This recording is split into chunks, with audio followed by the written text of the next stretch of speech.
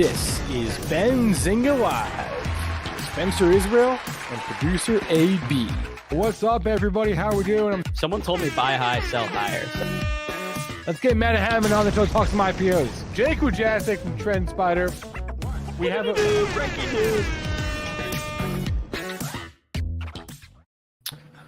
What is up, everybody? Happy Monday. It's Monday evening. You know what that means. It's time for another Ruell report, a report with Ruell, if you will.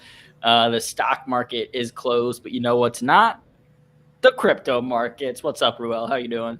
What's up, homie? Yeah, crypto markets 24/7. Nice little sunny Monday over here in Arizona. How you doing, man? Good, man. Pretty sunny day in Detroit here. It's going to be hot this week here in the Midwest.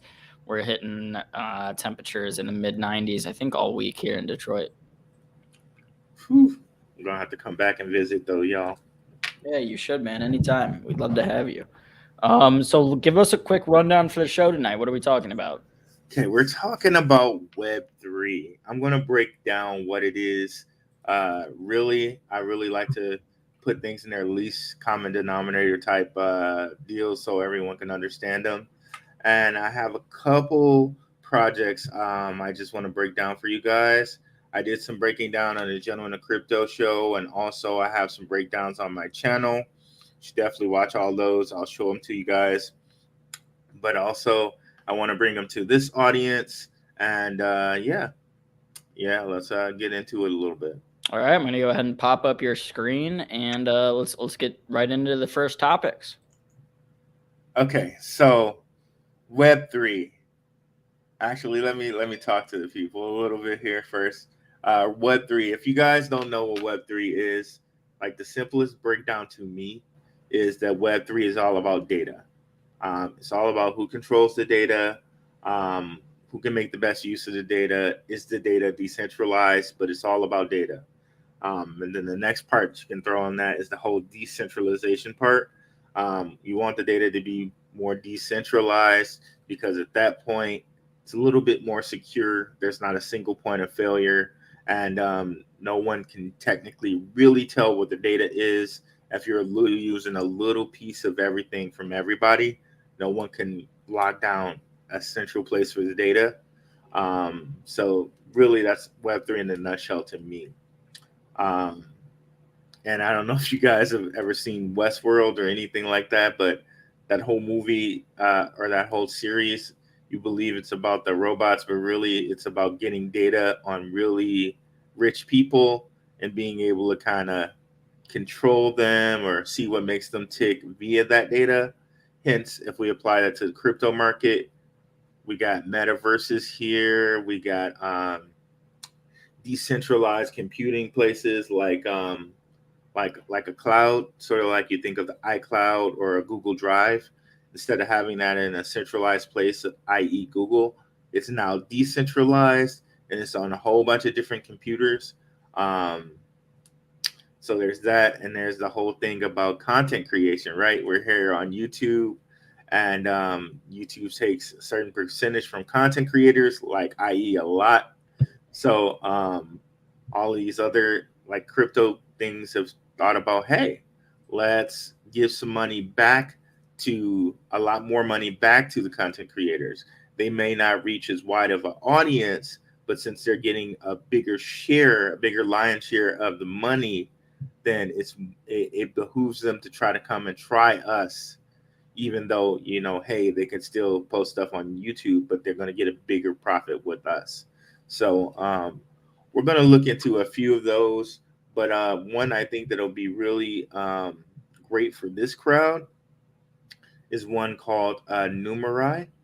So Numeraire, it has a backing of Filecoin, and Filecoin has this really interesting peer-to-peer like data cloud storage, like I was saying, but they have this thing called the interplanetary file system, which conceivably, purportedly, could possibly trade files via planets if they wanted to.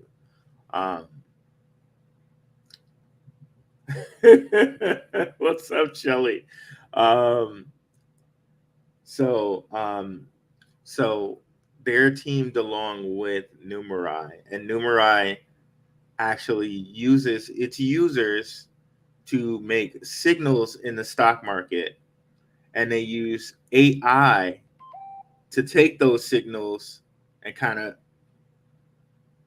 like mesh those signals together to perform like a little machine learning AI type So fund.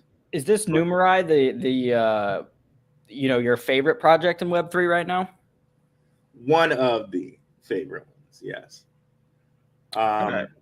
Numeraire is one of my favorite ones. I guess like the easiest one, the easiest fave would probably be Graph, because they take something that seems like very like hard and they make it kind of simple, and it's really practical in that they provide these little sub nodes that you can use to kind of parse data really quickly on a blockchain or anywhere else. So instead of having to build this huge database and do these SQL queries and all this stuff, with their little API, you can kind of get parse data and do analytics quickly. And for the uninitiated who doesn't know what API is, I'll give like a short explanation of it. Um, think about if you built like a radio player, right? And you got like the play, the rewind, and the fast forward buttons. Okay. I'm As a picturing it. programmer, go ahead. I said I'm picturing it. So if I, as a programmer, provided you with an API, I would give you a function to call that said play, with a function to call that says fast forward, and a function to call that says rewind. So you don't really care what happens underneath those functions. You just trust that I did my job. But now you can do play, fast forward, and rewind all in 3 functions. Does that make sense? So now picture that on a data set, and you just want to say, okay, all right, give me the highest performing stocks in the last 24 hours. Boom. Give me the highest performing stocks in the last 7 days. Boom. Give me the highest performing stocks in the automotive sector. And, you can go on and on with those analytics, right? Wait, so you're saying this is an API run by what, like crypto, blockchain, Web3? Yeah, so this is called the Graph, and it's run by the Graph, and they have these. Wait, can you pull it up on your screen real quick? Yes, I can. All right, appreciate it. I'm a visual learner. I need to see it. Maybe we have some other people out there in the audience that are in the same boat as me. No. I just I went a little bit too long on with the face. My bad. So here we have again. Here it goes with the APIs for a vibrant, decentralized future. So they have some examples here, but they're not as great as what I just told you guys. Subgraphs can be composed into a global graph of all the world's public information. This data can be transformed, organized, and shared across applications to anyone to query in just a few keystrokes. And I think what we said was actually easier to understand than what they just said. And for some reason, this example goes way too fast for anyone to see it. When I started out here, oh, okay, maybe it's slowing down today. All right. Or not. And no.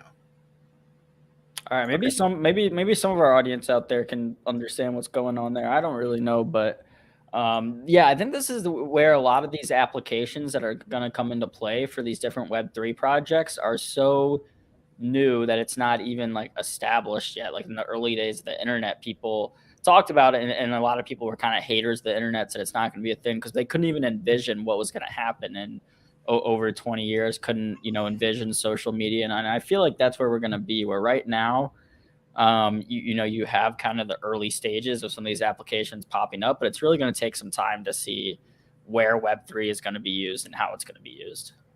Well, it's kind of like I said again, like it all comes back to the data. Let's say case in point, right? If I bring up Twitter, and we all know like they they have an algorithm on Twitter, and they cultivate it for us. So based on who I am, they have my information because I signed up with my Google account. So it's linked to my Google account. So they know, they KYC me. They know I'm a black man, 40, whatever. So Wait, they because of your last name, or? no, because of my Google account. Oh, Uh, okay. my Google account, I put in my KYC, so they know, like, African American, black, my age, my birthday, so basically my Google account's KYC. So so they hit us with ads on the side of here, right? So they have data analytics to know what type of ads move me and what type of ads I click on. I'm sure they also have data analytics on the type of posts and ads that I click on. They probably for example, they show me a lot of crypto stuff because, of course, I have crypto channel and all of this stuff, so they show me a lot of crypto stuff. I also like a lot of sports stuff, so they show me a lot of sports stuff as well.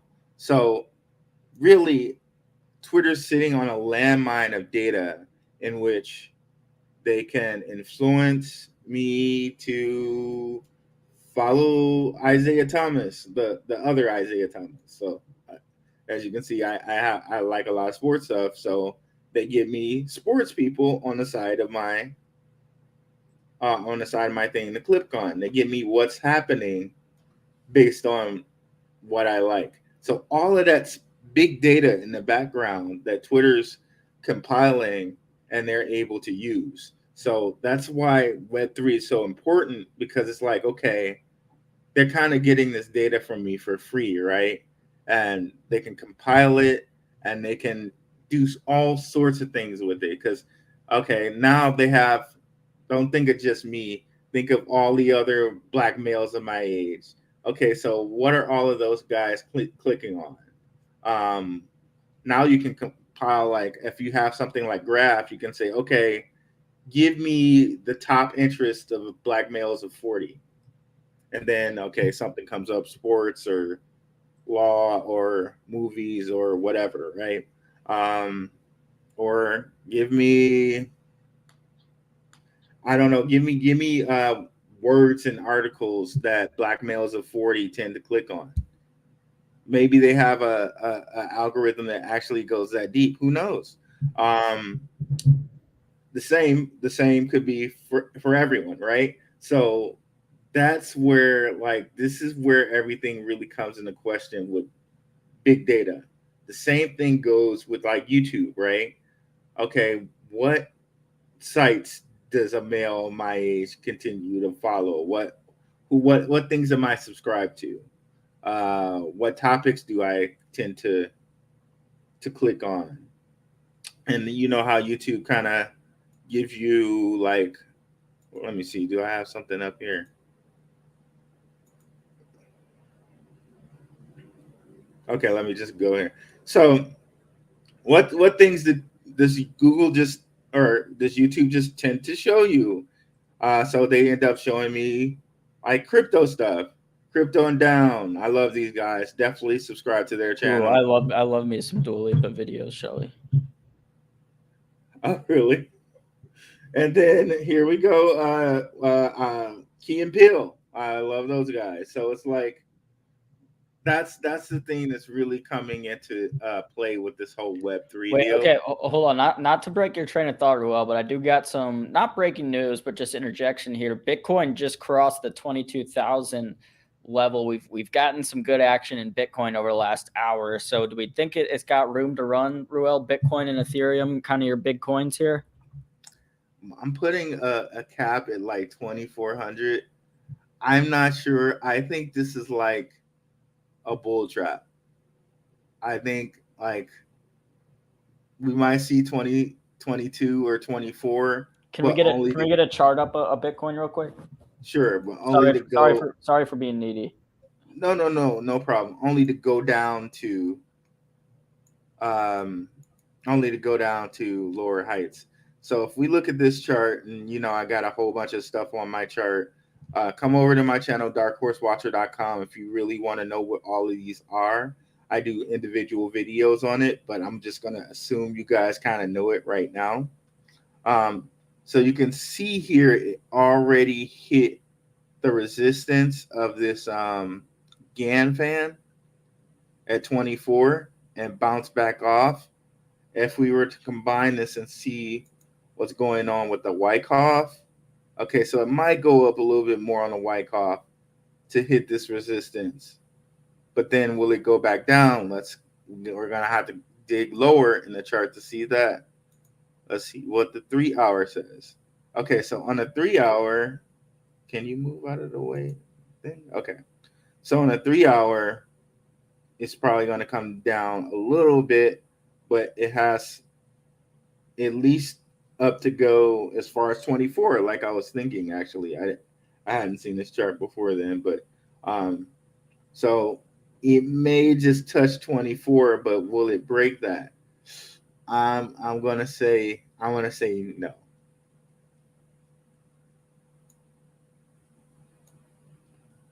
I want to say no. Yeah, And you can see here too on the RSI, it's also over. It's just. wait, hold on. Time out. Shelly, bonk me. You're the one that brought Dua Lipa up. I was just agreeing with you that I get targeted Dua Lipa ads all the time, and I enjoy them. What up, Strictly Yes, Free Sports? How we doing? But she's yeah, pretty cute. I can't deny that. who Dua? Yeah. Yeah. So yeah, on Bitcoin right now, Shelly's saying calm before the storm. I kind of agree. I think if we do get a little rally here, it's one that you gotta look at. You gotta just be very skeptical of. Right. I agree totally with Shelly on that one. And as you can see too, if we go back to the day, it's pretty close to it hasn't gone past the middle of RSI on the day in such a long time. We'd have to go to freaking March 29th, which just happened to be my birthday. But Oh yeah. Happy early birthday. 11 more days. So I think definitely this is the calm before the storm. It's like a bull trap. It's just going to go up to come back down, and probably a lot of people are going to be hurt by it, to be honest. I think a lot of people are going to be hurt by that. Yeah, we'll see if if we do get a rally, if it sucks a lot of new people in, or if people are kind of turned off by crypto, saying like, oh, I already lost some money investing in Bitcoin, I'm not going to buy it this time around. It'll be interesting, but go ahead. I think it's still a good time to buy, but I would almost try to wait to see after 24 if it goes back down to buy some later, because I do think at some point here we're going to get lower than 22 again. I'm thinking, I'm guessing October, but and not to say that it'll be bullish that whole time, but at some point I think we do get below 22 again. So I don't believe in this at all, but I'm still going to continue to accumulate the coins that are really high on my list. Yeah.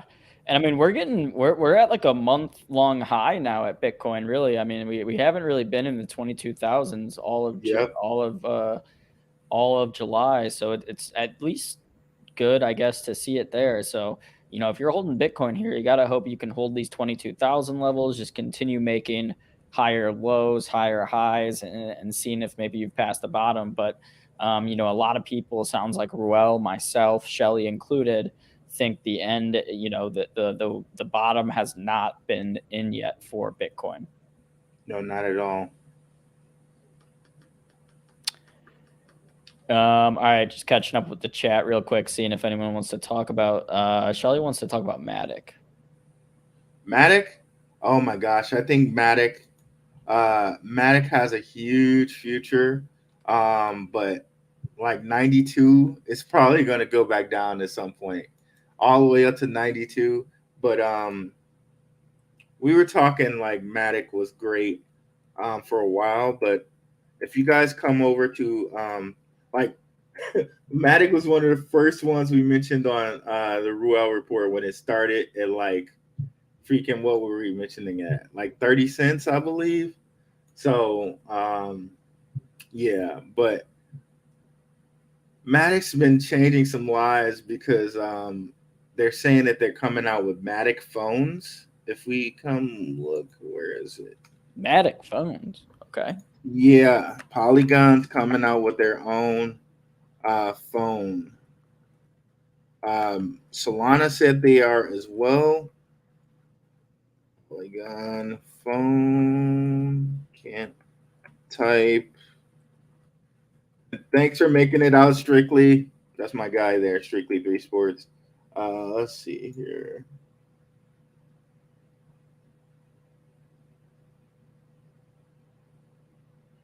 Okay, Polygon and Solana jump into the mobile space.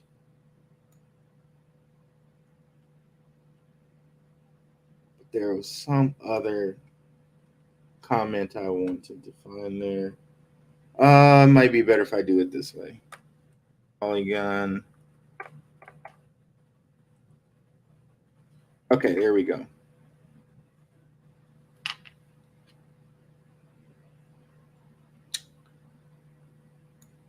Okay, Polygon joins Solana in bringing Web3 to smartphones.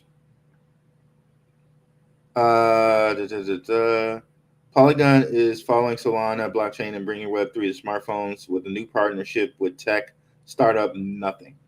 Nothing has topped the Polygon network to offer non-fungible tokens on its new Android-based phone, the Nothing phone. Among the first rewards are invites to Nothing phone. They launch in London in July 12th. So yeah, so they're already getting into the phone space. I also think they were doing something with Disney here lately. Let's see, Polygon, Disney. Then Strictly 3 Sports in the chat saying that ETH.os is releasing on Google Pixel phones. You can run your own ETH Lite node, basically an ETH operating system for Android, so all dApps, etc., instead of Google Play. Sounds pretty cool. That's my guy. Strictly so knowledgeable. Yes, that's there it is. And then of course we just read too, Solana, they're doing Saga phones. Big shout out to Strictly. Love that information. Thanks for sharing it.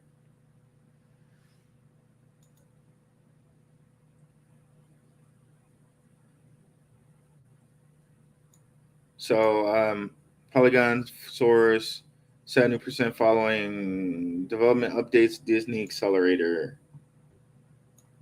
Oh my gosh, all these different cookies and all of that crap. Okay. What is this? What did we 70%? Okay, what about, tell me about the accelerator. Okay, there we go.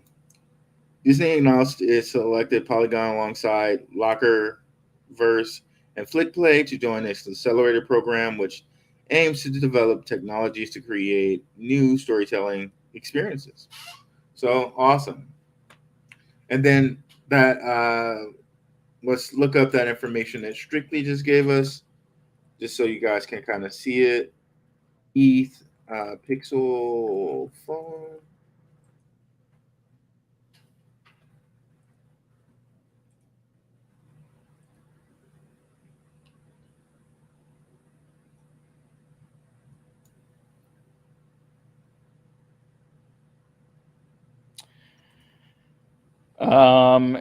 We might find a better luck with this one by doing it. ETHOS is okay, there we go. It's the world's first Ethereum module operating system. You can now install on Pixel. Apparently, they made a Twitter for it.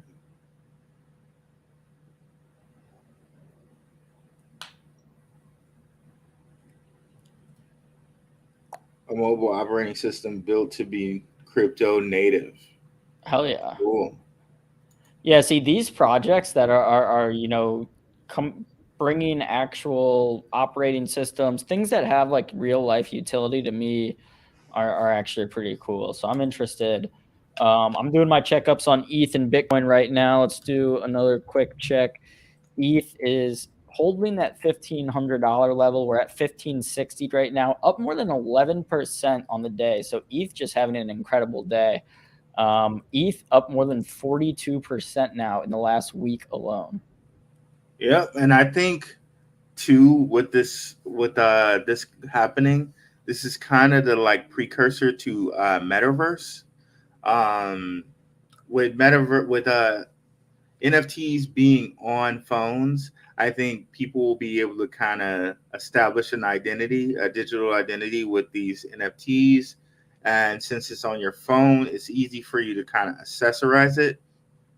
So in comes the like NFT to like real life type companies like Boson, that's a cryptocurrency. And then you can like buy like Yeezys or Nikes and equip your NFT characters, sort of like Fortnite. And then the next thing is you just walk into the metaverse with this character. So I really think with all of these being on phones now, that's like the precursor to the metaverse. Case in point, I think, was it? No, let me go to Twitter with this. Time, and then metaverse. Time magazine just had metaverse on their cover. Okay, here it is. Into the metaverse, the next digital era will change everything. You can see they got this person with a space helmet stepping out of a wall. It's kind of like a metaverse, and yeah. And that was this next month coming up, August cover of Time. So now that we got these phones, next thing we see is the metaverse. That's what's coming next. And just like I said, that kind of segues really into big data, because in the metaverse now they can garner like a lot of data from a lot of people in the metaverse. So I think that's what's coming next. What do you think about that, Aaron? Sorry, one second. I popped myself off for a second. Okay. Yeah, no, I mean, I think right now, like I said, it's just so early to be talking about like what the end game for all these like metaverse and Web3 projects are going to be. So right now it's just about finding ones that you're drawn to, finding ones that you think are doing cool things and have a good mission, and seeing if there are ways that make sense to invest in them. I mean, I think right now, because of how bad this kind of crypto winter has been, I mean, with that, I mean, ETH is up 42% in the last week alone. But that aside, it's been a tough run for a lot of these crypto projects and Web3 projects. So you got to pick the ones that you think are able to weather these storms. You know, you don't want to pick ones, obviously, that don't have good, financial positions that can go under if ETH drops, whatever. So finding just the right projects to get involved with and be invested in. I agree with you totally. And that's why if you guys come over to my channel, I have a couple different things like teleport to 1/8/2025. Reason I picked that date is because the next Bitcoin halving is May 4th, 2024.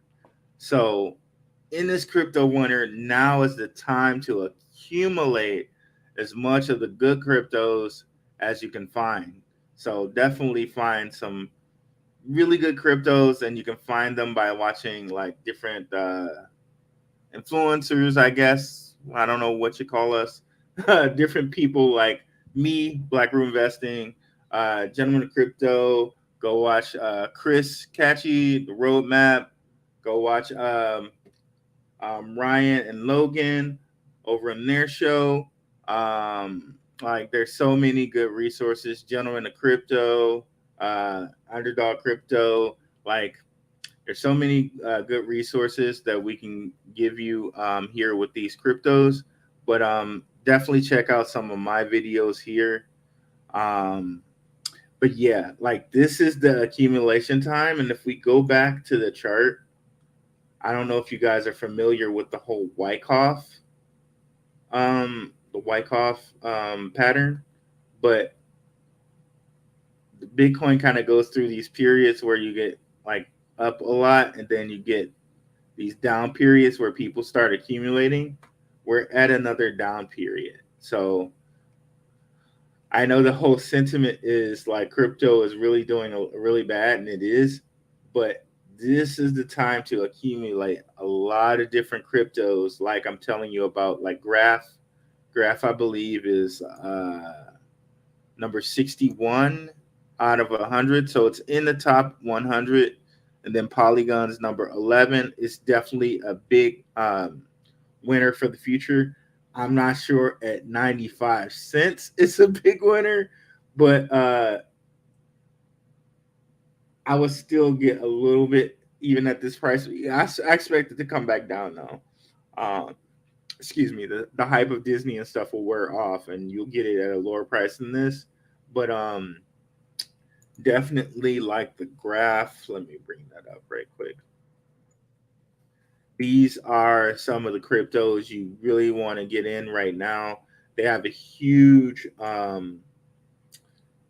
utility, and they have huge partners. Like they store Solana's transaction history on the graph. A couple other cryptos are trying to store their transaction history on the graph. So let me show you guys 1 second. Oh, I'm sorry. Yeah, we got Dan in the chat saying Wyckoff distribution. He knows that TA that. See, there you go. But if we look at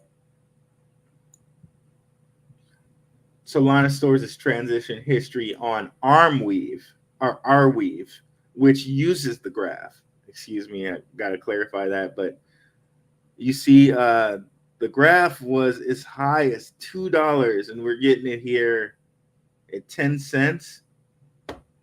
Even if you look at Polygon, it's still a bargain, even at 90 something cents, because it was as high as like $2.50, I believe. We come over here and take a look. But again, I think it's another one of those, like Shelly and Aaron said, calm before the storm minutes right now. But if we look at it, it was as high as almost $3. Still getting it for a third of the price here. So you would be buying at a high, but not the highest high, if that makes any sense. Where was I? So yeah.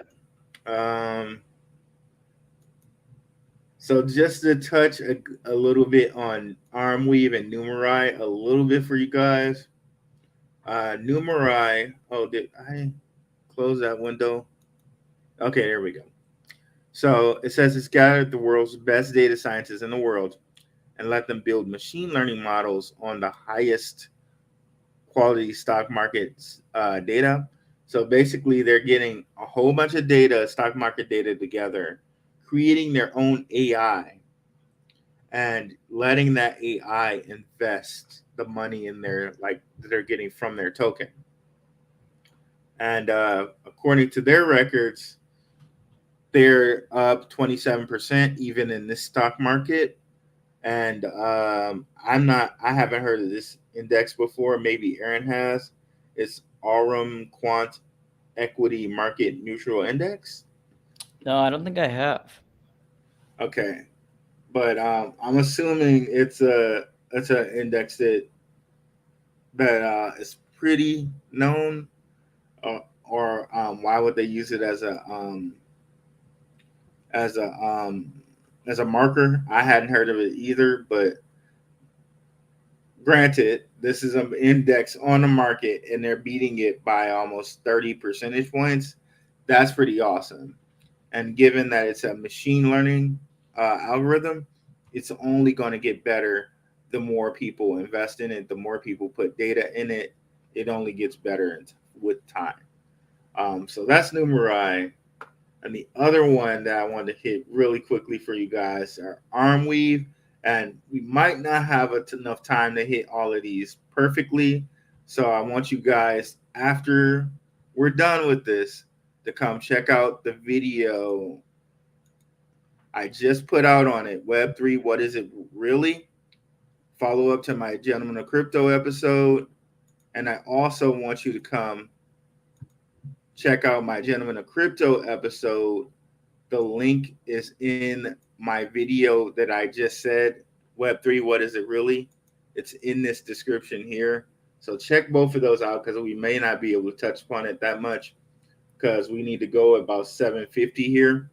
So Armweave's claim to fame is that it's peer-to-peer data storage. So think all you guys who know about Napster back in the day, or I forget what the other one was called.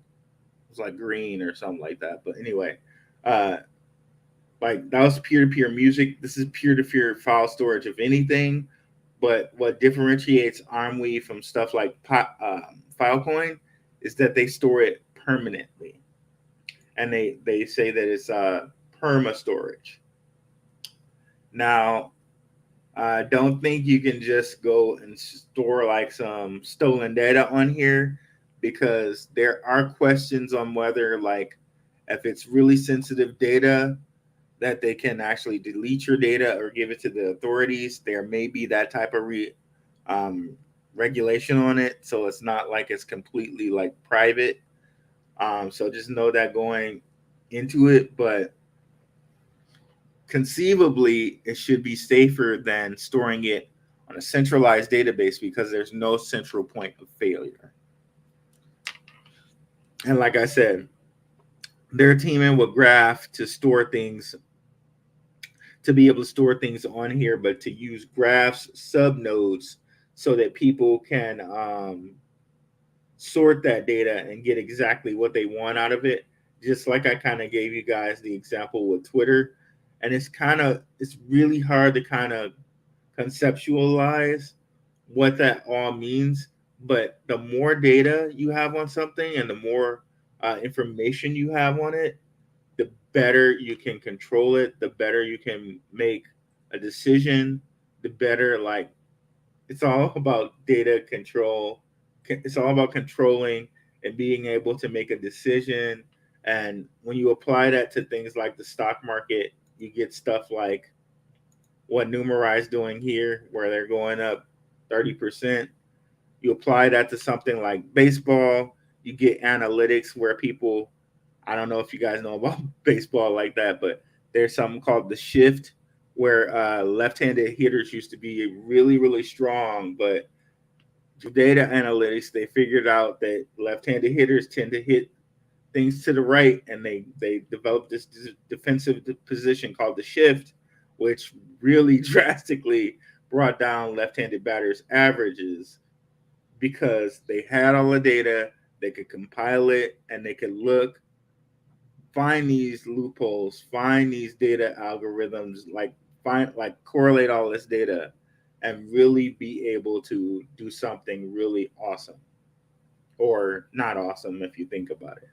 So, and in the same way, I know people like think these are like conspiracy things or whatever, but the same way, data is compiled on us on Twitter, and a lot of the ways that certain people, like politicians and everything, respond to us is because they have data sets in which they know the things that we click on, they know the things that incite us or are stimuli for us,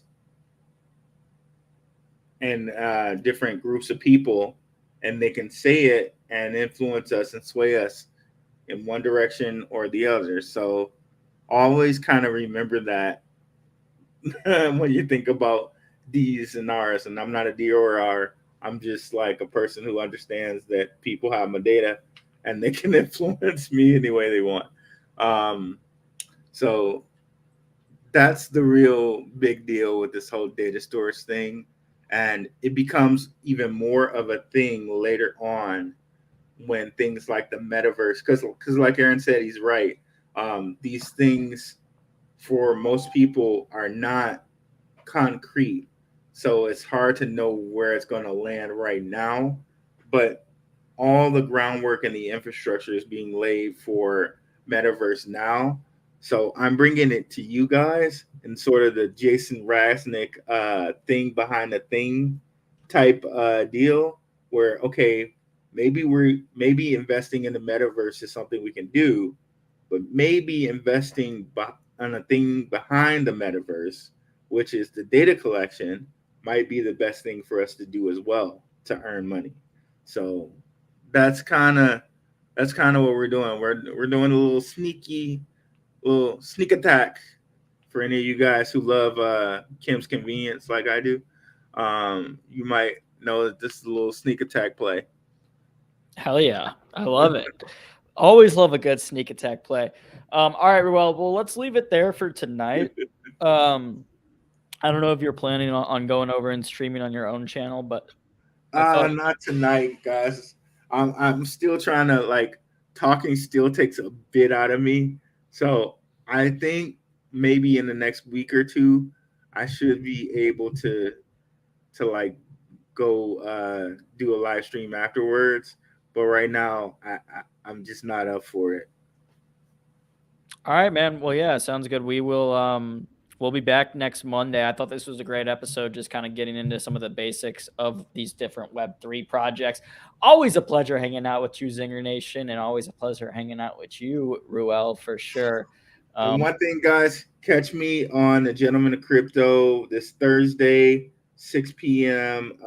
Pacific Standard Time. So that'll be 9 p.m. for you East Coasters. If you want to see some more Ruell stuff, more Black Roo stuff, Black Roo investing stuff. Thanks so much for watching, guys.